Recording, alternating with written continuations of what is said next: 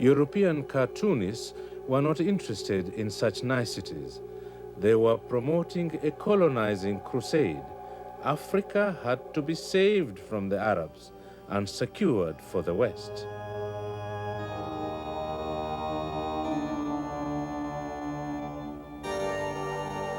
At the Berlin Conference in 1885, 14 Western powers assembled to discuss the partition of Africa.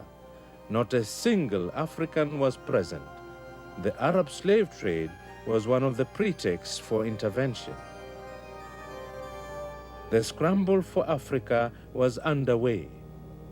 King Leopold of the Belgians was bidding for the Congo as his own personal real estate, rich in rubber. He got it, a vast private property larger than the original 13 British colonies of America. A new form of terror was about to succeed the slave trade.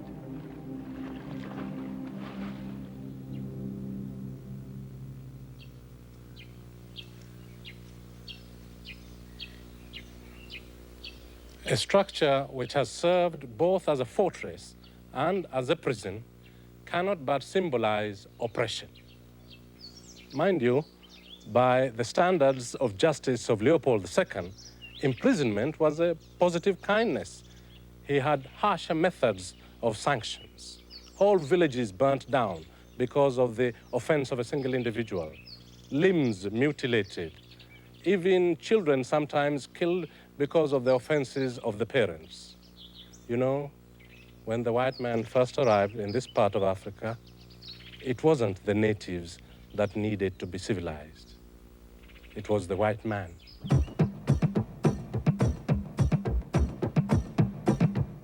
The West had condemned the Arab slave trade, but followed it with their own barbarism.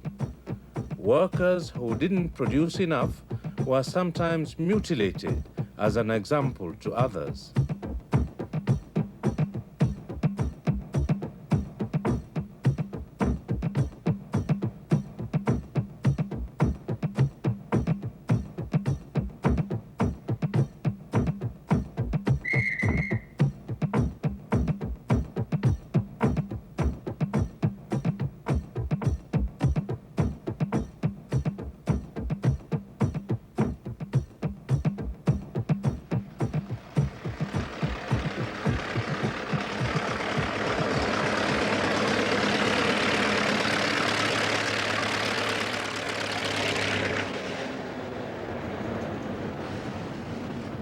The train was an important instrument of conquest entering Africa, and Europeans were motivated by three compelling forces: gold, God, and glory.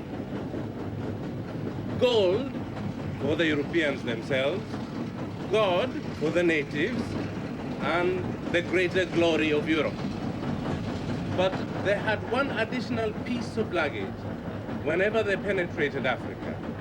The luggage was, quite simply, racism. It was with them all the time. It's with us in this very compartment. There's a sign saying, dogs and natives are not to be admitted. The sign is in both French and Flemish. I'm sure it was rigidly enforced.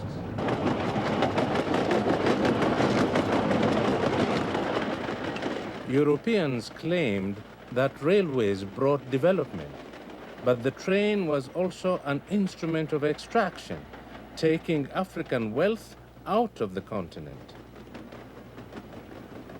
Among the extreme extractors of the Victorian era and the most successful diamond magnate of his time was Cecil Rhodes. As South Africa's first millionaire, he used wealth to get power. He carved out a vast dominion of his own.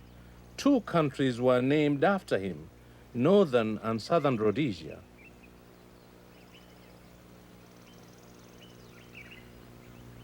Rhodes' pioneers set out in 1890 in search of new worlds to conquer on the Tropic of Capricorn, in the teeth of African resistance. Thousands of African lives and hundreds of white lives were lost. The conquerors called it Pax Britannica, the pacification of Africa under the British flag. Poor England, what obscenities have been committed in your name? Rhodes created one of the first armies of white mercenaries in Africa. They conquered, so they claimed, for queen and country. Alas, it was once again for greed and grandeur. Pax Britannica indeed.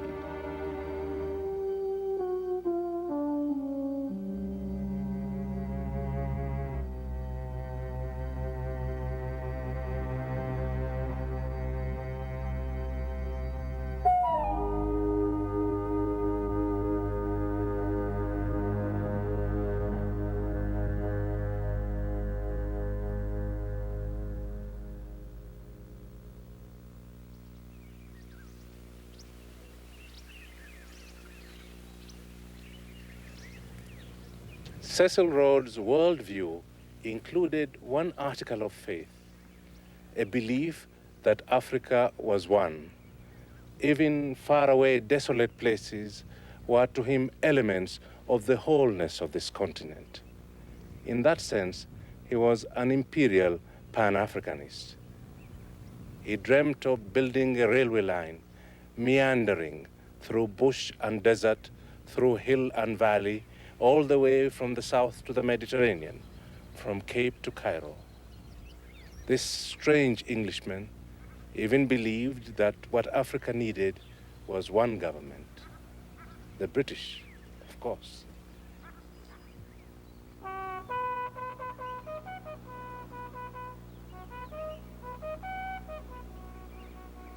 Once you have occupied the black man's country, how do you get him to work for you? How do you get him to leave his little farm if he's not willing to do so? Well, in the old days, there was outright enslavement. But by the time of Cecil Rhodes, that was no longer permissible. There was also the Portuguese method across the border in Mozambique, plain forced labor. But that would cause controversy at Westminster, questions in Parliament. Cecil Rhodes and his companions had a better idea. Tax the native. Tax him on what? Well, it doesn't really matter. Tax him for having a home, the hut tax. Tax him for having a head, the head tax. But how would you get him to work for you through taxation? Simple. White man prints the money or mints the money, says to the black man, come and get it. The black man has to work to get it, then pays the white man back in taxation. Again, simple, but it bewildered the natives initially. You see, if a white man comes and takes over my country, if there's any payment to be made, I would have thought it would be from him to me as compensation or rent. But here was the white man charging me rent for building a hut in my own country. It took a while before it dawned upon us. We had not only lost our land, we were losing control of our labor.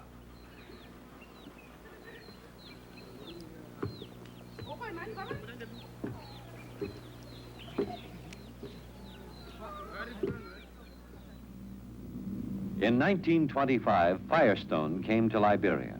Fearful of the monopoly Europe held with its domination of the Far Eastern plantations, they eagerly sought a new land that could grow rubber. Here was abundant rainfall. Here was a soil that for centuries had proved its ability to support tree crops. And here were a government and a people seeking a solution to self-improvement. There were no blueprints for these pioneering rubber growers as they established contact with the village people. But is it true there were no blueprints? This Firestone film ignores the continuing blueprint of exploitation. Rubber is the classic cash crop linking the era of the slave trade with the age of multinational corporations. Here's another example of Africa negotiating away its wealth.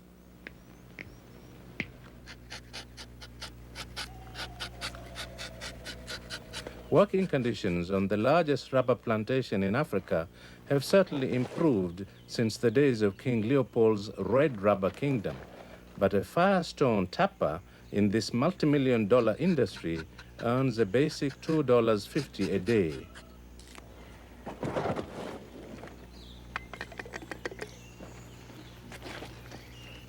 Multinationals in Africa have a lot to answer for. Liberia was once regarded as Africa's Statue of Liberty. Freed slaves came here for sanctuary and opportunity, as if the Liberian Statue of Liberty also said, "Give me your tired, your poor, the wretched refuse of your teeming shore." Yet those whom Abraham Lincoln emancipated, the rubber industry re-enslaved in modern ways.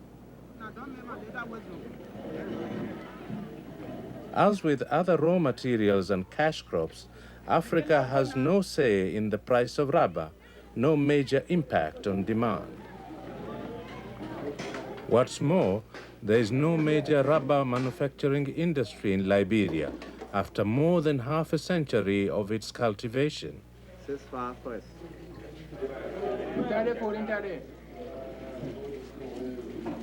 The country exports the raw or semi-processed material and has to import tires and other industrial products when there are enough dollars in the bank. 63 pounds.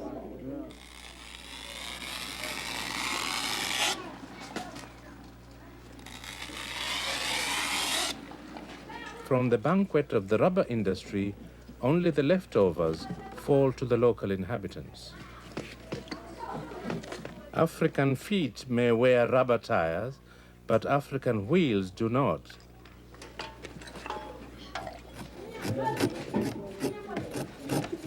We can neither make our own tires nor find the money to buy enough from outside.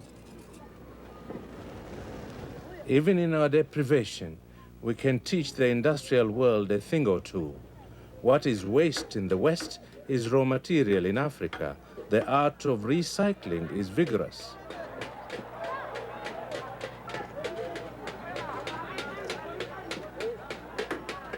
Yesterday's drink cans become today's nightlights. As a child, I used just such a lamp to do my homework.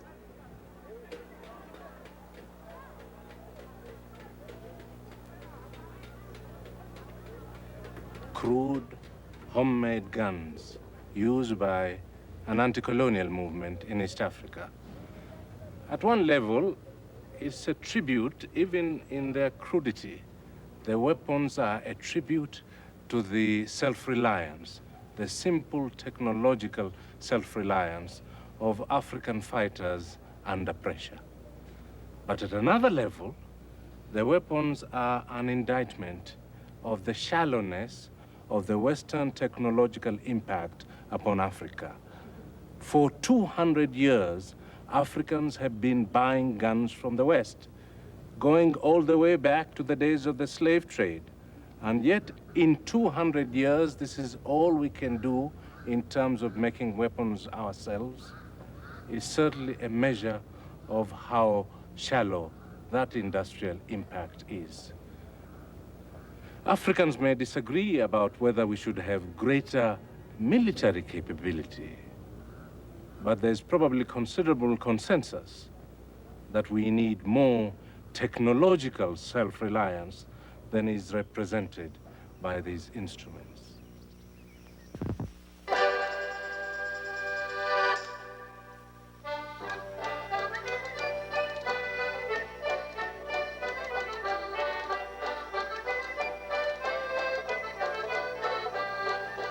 Missionary education has had a special role to play in Africa, but clearly the gospel was not a manual of technology.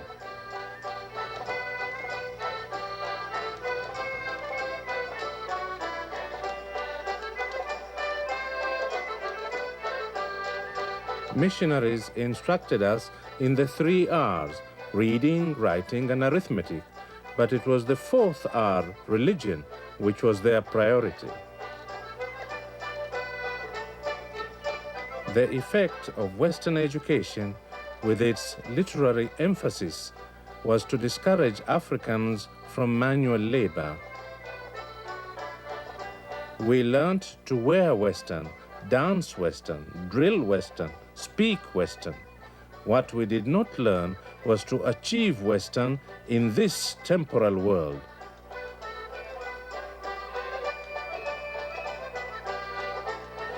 Piety rather than productivity was the main goal of Christian education.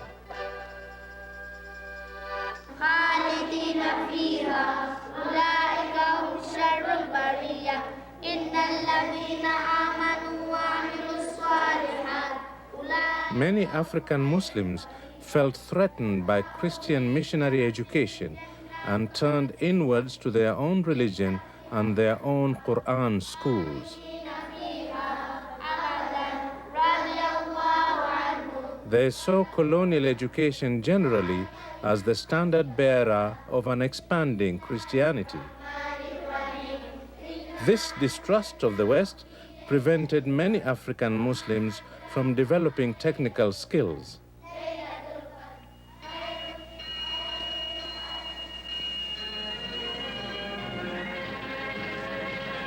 To save His Britannic Majesty's Muslim subjects from this technological backwardness, the Mombasa Institute of Muslim Education was created rather belatedly in colonial Kenya.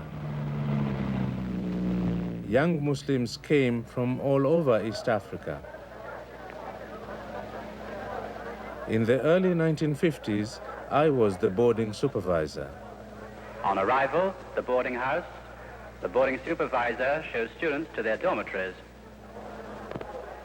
Students gather beneath the shade of the mango tree, meeting old friends and making new ones. All instruction is in English. At the time, there was a good deal of romantic idealism that the West was about to pay back to Islam its great debt of the past, the receipt of algebra, the receipt of the Arabic numerals, the receipt of the zero as a mathematical principle into the total Western civilization. Now, the West making Muslims once again technological. Students of the Mombasa Institute of Muslim Education are Asian, African, and Arab, working and living happily together to prepare themselves for the future. Ironically, it was a British colonial government which supported this exclusively Muslim experiment. But separate schools for different religions, paid for by public funds, were no longer acceptable when Kenya became independent. This college had to open its doors to Muslims and Christians alike. Special privileges for any denomination were at an end. As an institution designed to rescue African Muslims from technological backwardness, this particular polytechnic turned out to be too little, too late. In independent Africa, the backlog in education is depressing. Yet countries like Zimbabwe have shown what can be done. At independence, Zimbabwe had less than 200 secondary schools. Within 5 years, there were 6 times as many. You should spread your grass, isn't it? Make sure it's spread enough so that we don't create a bigger, and bring more grass, please. But the debate about what is taught is only just beginning.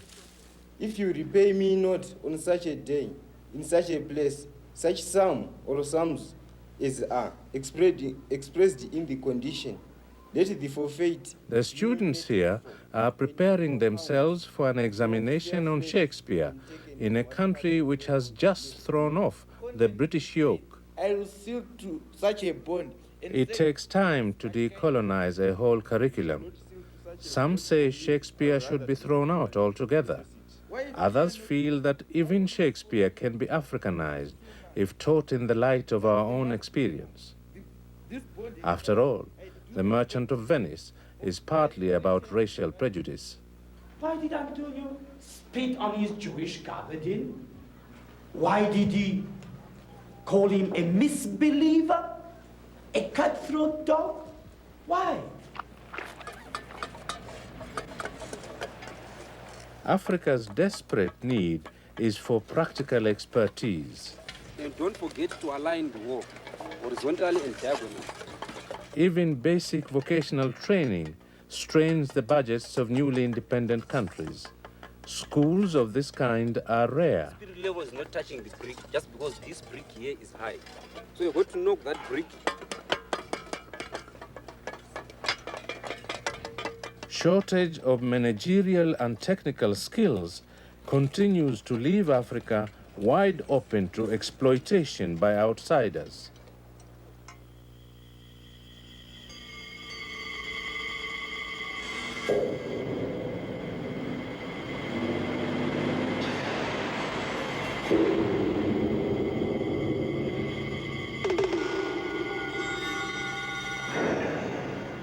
Liberia is Africa's leading producer of iron ore and one of the world's principal exporters.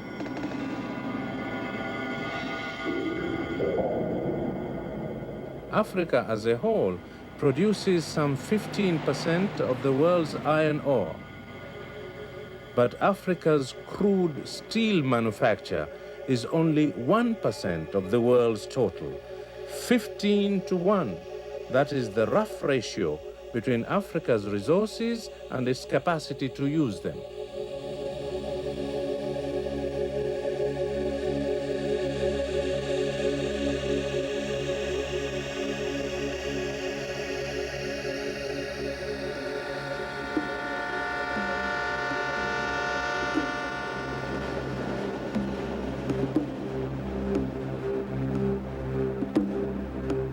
This train is symbolic of the African condition. Most of it is made of iron and steel, so of course are the railway lines, along which its steel wheels are rolling.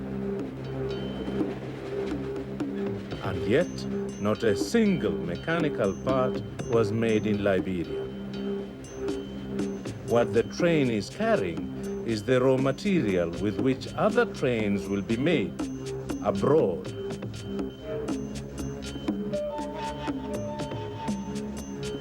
As the iron ore is exhausted, whole communities disintegrate and move on, leaving behind deserted neighborhoods. The foreigners come, they take, and they depart, often bequeathing decay rather than development. The second half of Lord Lugard's dual mandate, using Africa's resources for Africa's own development, remains unfulfilled.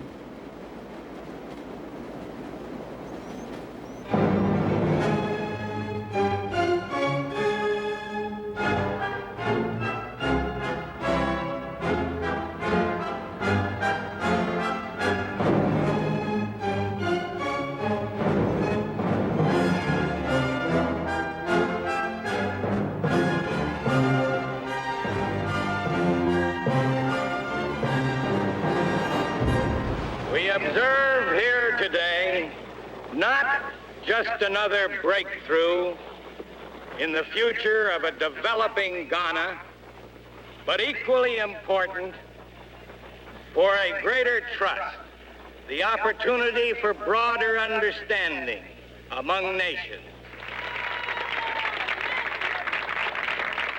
It will also create new employment opportunities and impart technical and industrial skills to a large number of Ghanaians. Kwame Nkrumah had two major ambitions: the unification of Africa and the industrialization of Ghana. With the hydroelectric Akosombo project, he sought to realize both aspirations, give them a concrete expression: electricity for neighbors as well as for Ghana. Curiously enough, because of his own experiences in the United States as a student, both aspirations that Nkrumah had were themselves rooted in the American dream. He recognized the United States as a model both of continental unification and technological advancement. And so, as president now, he turned with a naive simplicity to the Americans to help him realize his dreams. But believe me, this is no monument to cooperation. It is a monument to exploitation. Behind the facade of technological advancement is the reality of economic failure. Ghana's industrialization may have been delayed by at least 2 generations as a result of this particular project.